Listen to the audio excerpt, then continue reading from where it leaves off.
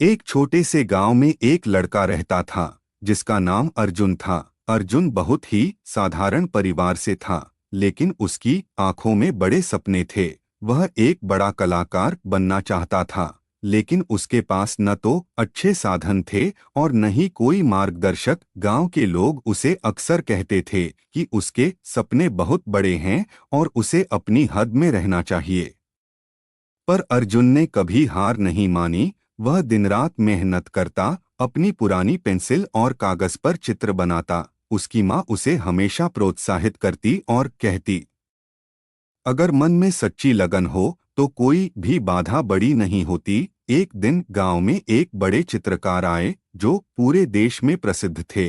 उन्होंने अर्जुन की पेंटिंग्स को देखा और उसकी लगन और प्रतिभा से प्रभावित हुए। उन्होंने अर्जुन को अपनी कला अकादमी में आने का निमंत्रण दिया। निमंत्रण पाकर अर्जुन बेहद खुश था। वह उस कला अकादमी में गया और अपनी बनाई हुई सारी पेंटिंग्स वहां लगा दी, जिसके बाद वहां आने वाले अनेक लोगों ने भी उसकी बहुत सी पेंटिंग्स को पसंद किया। जब शाम हुई तो वो मशहूर चित्रकार अर्जुन से बात करते हुए बहुत खुश थे और उनके साथ काम करने का प्रस्ताव देते हुए पूछा, क्या तुम अगले सप्ताह से मेरे साथ काम करने के लिए तैयार हो? क्योंकि इस तरह की पेंटिंग्स बहुत मेहनत का काम है, जिसके लिए विदेशों में बहुत अच्छी स्पॉन्सरशिप भी मिलती है।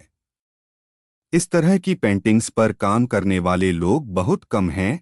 यह सुनकर अर्जुन बेहद खुश हुआ और उसने तुरंत अपना हाथ आगे बढ़ाते हुए हाँ कह दिया और वहां से घर चला आया। घर आकर उसने सारी बात अपनी माँ को बताई। अर्जुन की माँ को यह सब जानकर बहुत खुशी हुई और कहा, बेटा, आज तुम्हारी लगन और मेहनत ने तुम्हें यह उपलब्धि प्रदान की है।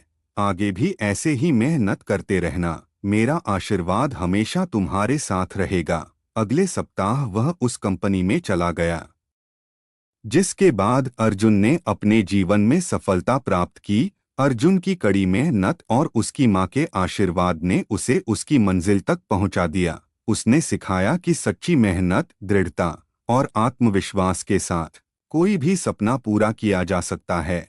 अर्जुन अब एक मशहूर कलाकार है और वह बीच बीच में अपने गांव लौटकर बच्चों को सिखाता है कि सपने कभी भी छोटे या बड़े नहीं होते, बस उन्हें पूरा करने की जिद होनी चाहिए। और अब आपसे भी रिक्वेस्ट है, कृपया कमेंट में फीडबैक देकर शेयर और सब्सक्राइब भी जरूर कर दें, ताकि हमें भी प्रेरणा मिलती रहे। जय हिंद।